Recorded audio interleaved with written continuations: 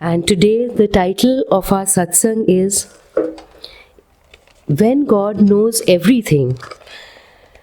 Why tell God anything when He knows everything? So God does know everything.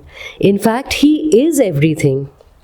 All of this creation is made in God's consciousness, isn't it? Everything from a rock to a human being, everything under us, underlying us, is God's consciousness. And Yogananji said that God's body is this infinite space. And in the Gita it is said that inside the heart of all beings is Krishna. And He Himself says that I am the Self in all. So if Krishna is in my heart and He is my real true self, then He knows my inner workings in and out. He knows my needs. He knows my desires and wants. In fact, perhaps even more clearly than even that I know. And that is the key, the clarity. God knows. God knows everything much, much more clearly than even I know about myself. Isn't it true with everyone? The Guru seems to know everything better than we even do understand ourselves. What is our mind? It's filled with thousands of thoughts which are constantly befuddling us, right? And if we want to do something, there's another contrary thought opposing it. I want to earn $1 million in maybe a year or so. The second thought is, oh, it's not going to happen. Third thought is, are you crazy? Have you even seen the economy of this world? Look at COVID. Look at where everything's going. And you think you're going to earn $1 million? And all of these contrary thoughts confuse our mind, befuddle our mind. There is absolutely no clarity. So what do? One of the ways to get clarity, when we pray to God, when we tell God everything that we want, we desire, what are we doing? It's like an affirmation to our own selves. The only way that we can actually get what we want or start to do something that we want is when we clarify our mind. And one of the best ways to do it is to verbalize it like an affirmation. Yogananji says that words are very, very powerful, right? If we verbalize something, they work like affirmations. They help us to align our will and our energy in a particular direction just by the power of our words. And when we do this affirmation with God in the form of prayer, to God, then what happens? There is an immediate uplifting effect, a calmness and centeredness, isn't there? And the words get imbued with the power and the consciousness, the vibrations of God, and they become even more powerful. There is this book called Whispers from Eternity, which Paramhans Yogananji has written. In this, he has written many, many prayer demands. And if you've read them, I'm sure most of you have, these prayer demands, they are like such affirmations, uplifting affirmations for us to strive for. And when we do that, when we use these affirmations, or we can create our own, when we do that, these affirmations have that ability to start to change our consciousness from within. So I'd like to read one of these to you today. So Yogananji writes this in the Temple of United Hearts. It befits not thy lily tender feet to dance on the stony soil of hard hearts. On the petals of my sympathy for others, may thy tenderness dance forever. Divine Mother, may I feel thy heart throbs in my own heart, thy joy in my happiness, thy wise direction in all my activity, thy spirit in my soul. Divine Mother, I lay all the flowers of my love at thy feet of eternity. O open wide the flowers of my budding devotion and release thy fragrance that it may spread from my soul to the soul of others, ever whispering of thee. I pray to behold my love reflected in others.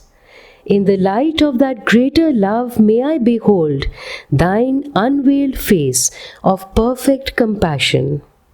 May I behold my true self in others, that I perceive thee, ever enthroned in our united hearts.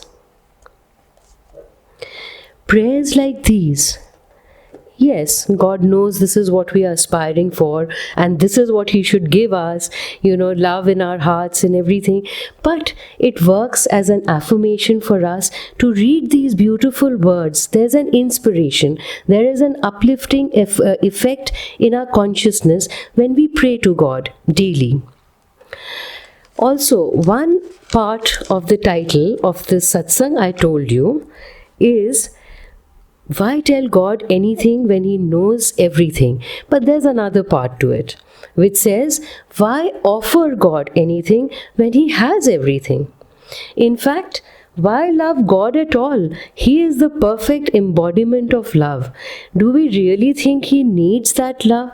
So why are we loving God? But when we talk to God, when we offer Him all of us to Him, and when we love Him, then we create a relationship with Him. What really is God? We know Him to be an infinite spirit, right? A boundless ocean of bliss and joy.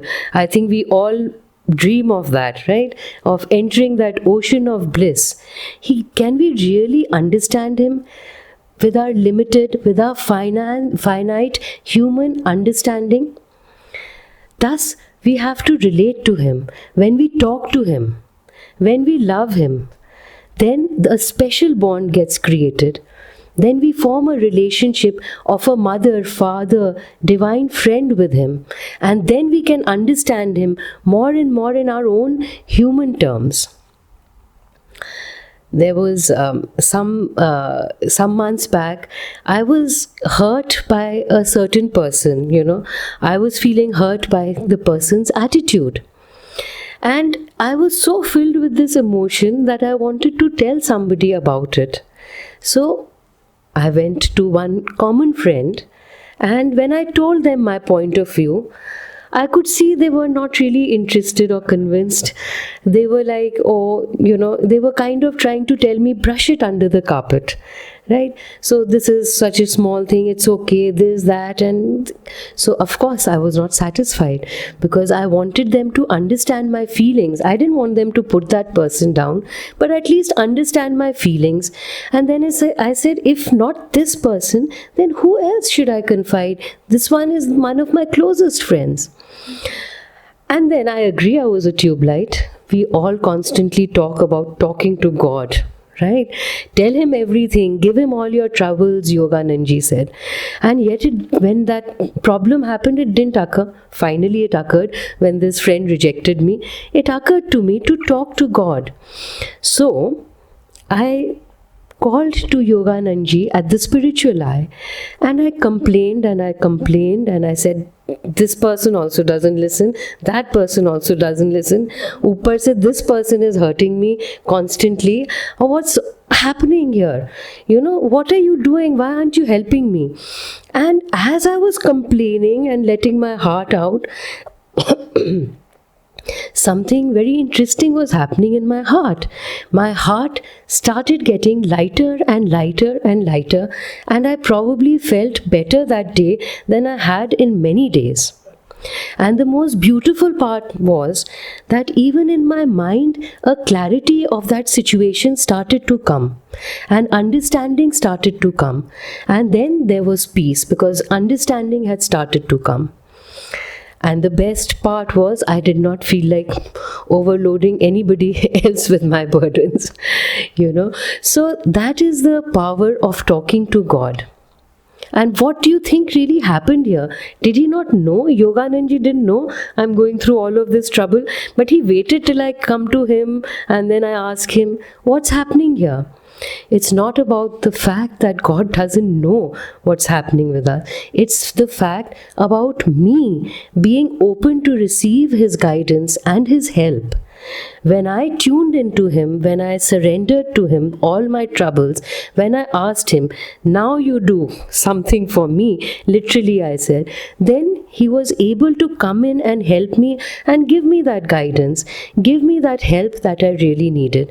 If I want the sun to come in, I need to open the window shades, right? So that is the most important power of prayer. But prayer also is not the ultimate. So the masters say that praying is like talking to God, which we really want to do. But meditation is listening to God. So when we make this connection through our prayer, then there is a stillness in that silence when we are connected. Then we don't need to say anything to Him, nor does He need to say anything to us. All of us who meditate, we have felt that, right? Sitting in silence after our techniques, for a few minutes only maybe. But at that time we are completely connected and we can feel His joy, we can feel His bliss without asking for anything. And not even people who may not be meditating also. But I'm sure everybody has had that uplifting moment, inspirational moment in their life. You go to a temple with great energy, or you go on a pilgrimage, right? We have this connection, and that stillness, that calmness comes. So let me recite one last story before I go. So through Ananda, we go on many pilgrimages. Right? So we went on one a few years back to Badrinath Ji, and all of you know that it is said that Babaji is still living in the mountains. So from here, the only worry in my mind is there's 2-day journey up and 2-day journey down, 8 to 10 hours in the car. 10 minutes in the car, I start motion sickness. What am I going to do there with the busload of people? How will they ever stop for me all the time? So this was my worry. I didn't even think of asking, please do something, because I thought this is impossible. I've had it for years and years. And I went to Badrinath Ji, and from Rishikesh we have to drive down. So from Rishikesh, I think it was, and the next morning we had to go. And the next morning when I woke up, I just felt so good, so uplifted, because I was just thinking of Babaji and up in the mountains. I'm sure I'll see Him up in the mountains. He's going to reveal Himself to me, and I'm just going to feel Him everywhere. And that is, everybody's talking about that. We are going to see Babaji in Badrinath Ji. So, everybody is in such an uplifted mood. And I think I caught that. And I was just so uplifted for 2 days. In 10 minutes, I start motion sickness, literally.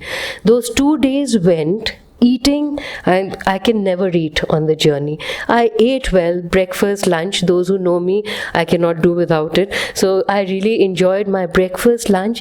No trace of motion sickness. I did not even have to give my worries at that point of time, because there was already, with all that satsang and the vibrations, there was already that heartfelt connection existing. And even now, I've been limited times to hill stations, it doesn't come back. So what we need to do with our prayers, with our offerings, is only to make that connection constant with the divine. Jai Guru. Again, the title of the satsang, why tell God anything when He knows everything?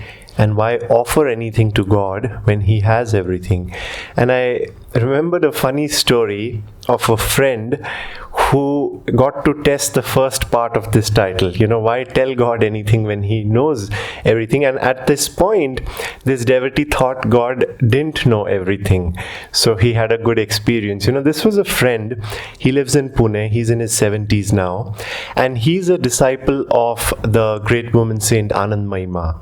And this friend of ours, Kailash Ji, he had the fortune of meeting Anandamayi Ma. Up until he was 20, she would often come to their home in Pune, stay with them.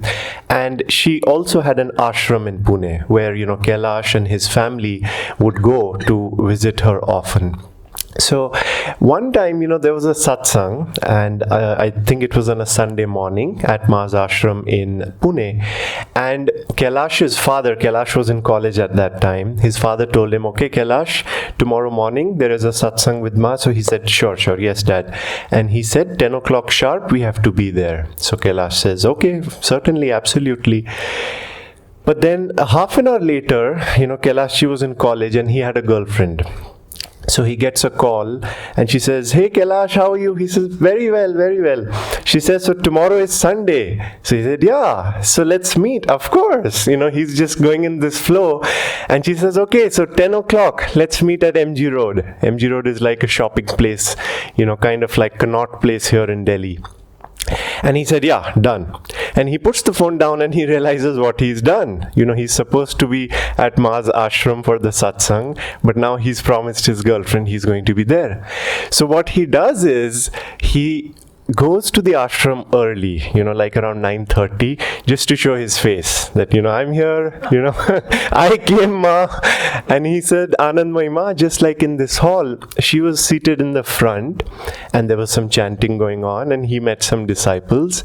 And then, 15-20 minutes later, he left and he got on his motorbike and he had a spare shirt he had carried. It was this nice, beautiful party shirt.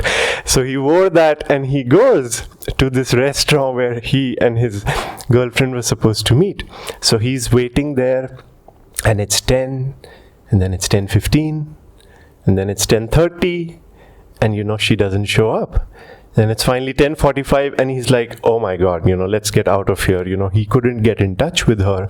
And so he rushes back. He, thinks, Kailash, if any of you know him, he's an interesting character. So he came back and he said, let me go back to the ashram. No harm done till now. And let's just go back. So he comes back to the ashram and he stands just at the exit gate. So in the temple, Ma was still doing satsang. It was about to end. And he comes and just stands quietly near the exit. And the satsang ends, Anandmayi Ma gets up and she's walking, devotees are there.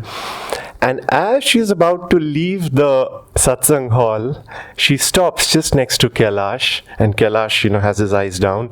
He sees Ma, he pranams. And Ma looks at him. There's a smile on her face. And then she does like this. Which is to say, she knew. He had not told a soul, but that was an experience for him that God knows everything. The Guru, like Vasudha says, knows everything. And really, what can we hide?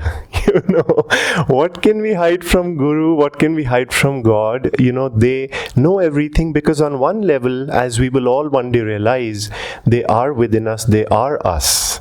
And it's a little delusion that we think we are separate and that we don't have God. But the more we reach closer to that truth, we realize God is everything, God is in me, God is in everyone, and this is just a play, it's a show that's happening on the movie screen. How many of you have wished, I know I have, but how many of you have wished sometime after becoming an adult, or many times, that I wish I was still a child? Raise your hands if you've had that. I wish, life wasn't this way, and maybe it would have been nicer if I was that 6, 7, 8, 10-year-old. Isn't it? We get that thought. Life was just so joyful. Wasn't there joy? It's like, no worries, you don't have to earn money, your parents are taking care of everything. And like Vasudha was saying, I think childhood is a very good glimpse. It's almost like a hint God is giving us. And for example, when we have our challenges in childhood, our little fights happen with friends or betrayals, like she was saying, what do we do? What do we all do? We rush back home to the father, to the mother, and we just pour our heart out. Sometimes we cry, but what is the protocol? It's to go back home and you share everything. Because part of our topic is, why tell God anything when He knows everything? Isn't it? And we share, there is an outpouring, we share. And part of the reason, childhood is so beautiful is that there is not a burden on our shoulders, right? As we start growing up, becoming adults, somehow something weighs down on us. And we don't know what that is. But that weighs down, and that's why we feel, I wish, I was still a child. I wish I could go back. I wish I could be that way. And the funny thing is, God wishes that too. So that's a good thing. He's on our side. He wants that too. He says, I wish you too would be a child and not grow up. But the trouble is, what really takes us away is this sense of ownership and doership. Two words, a sense of ownership and a sense of doership. And so God is really, the path becomes so simple if we realize those are the only two things we have to offer up. Why offer anything to God when He has everything? God doesn't expect us to offer physically, literally, the things that we have in our life. Our homes. Okay, God, I don't care. Take it away from me. No. He's put us in this world. He wants us to enjoy all the beautiful things in this world. So whether it's our home, or whether it's our car, or whether it's our family, or whether it's the people in our life, self-offering does not mean, you say, I don't care about these things. They are meaningless to me. It's not what it means. But it's the sense. It's very interesting, because when you talk about offer everything to God, it's just an excuse. He wants us just to offer the sense that we own anything. Because it's that sense that we own things, and it's the sense that we are doing things, that's the burden. Because again, think back, when you're children, where is that freedom coming from? It comes from because we don't have that sense that I own the car that I'm riding in, right? It's not that I own the home that I live in, that I own the whatever school that I go to. We don't have that sense that I am doing anything, isn't it? Because we know dad's paying the bill, mom's, paying the school fee, someone else is cooking food for me, someone else is taking me out. So the sense of ownership and then the sense of doership, they are very diminished. And when that is the case, it's joy. The heart, like she was saying, that's what releases the heart. You're free. And as children, we know we can enjoy anything and everything. We go into people's homes, we go into friends' homes, we go outside, we are at home, we're always at peace. Because that sense, we don't give it importance. But then when we grow up, unfortunately, that sense comes in, which we call the ego, relating to the world, everything. But God says, break that. He says, just offer me that, not the individual things. Because the individual things and people, they are all God. You see, so there is nothing wrong in them. But He says, just give me that sense that you own this person, that you own this car, and then continue enjoying whatever there is in the world.